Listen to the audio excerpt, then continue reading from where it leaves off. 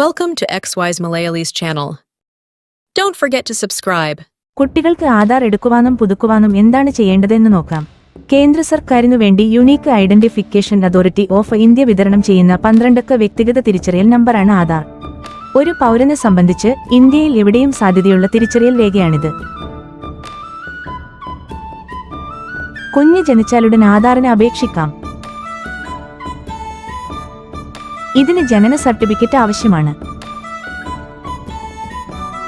കുട്ടിയുടെ മാതാവിന്റെയോ പിതാവിന്റെയോ നിയമപരമായ രക്ഷിതാവിന്റെയോ ആധാർ വിവരങ്ങൾ കൂടി പേര് ചേർക്കലിന് ആവശ്യമാണ്.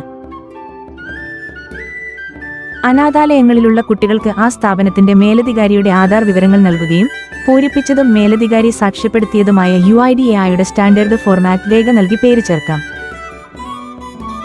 5 വയസ്സുവരെയുള്ള കുട്ടികളുടെ പേരുകൾ ആധാറിൽ രേഖപ്പെടുത്തുന്ന സമയത്ത് അവരുടെ വിരലടയാളം, കൃഷ്ണമണി രേഖ, ബയോമെട്രിക്സ് എന്നിവ ശേഖരിക്കില്ല.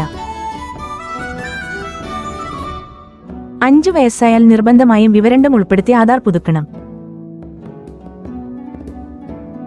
അതു കഴിഞ്ഞാൽ 15-ാമത്തെ വയസ്സിലും ആധാർ നിർബന്ധമായും പുതുക്കേണ്ടതുണ്ട്.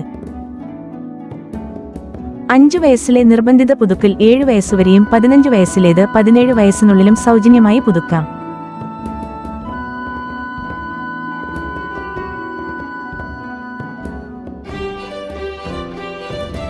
അതുകഴിഞ്ഞാൽ 100 രൂപ ഈടാക്കും.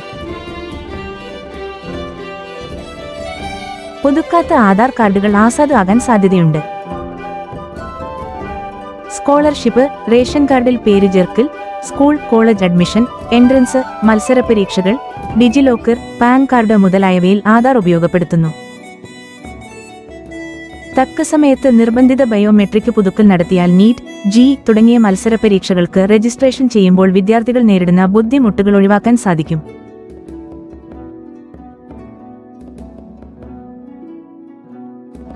ആധാർ സേവനങ്ങൾ വേഗത്തിൽ ലഭ്യമാക്കാൻ ആധാറിൽ മൊബൈൽ നമ്പർ, ഇമെയിൽ എന്നിവ നൽകേണ്ടതാണ് അനിവാര്യമാണ്.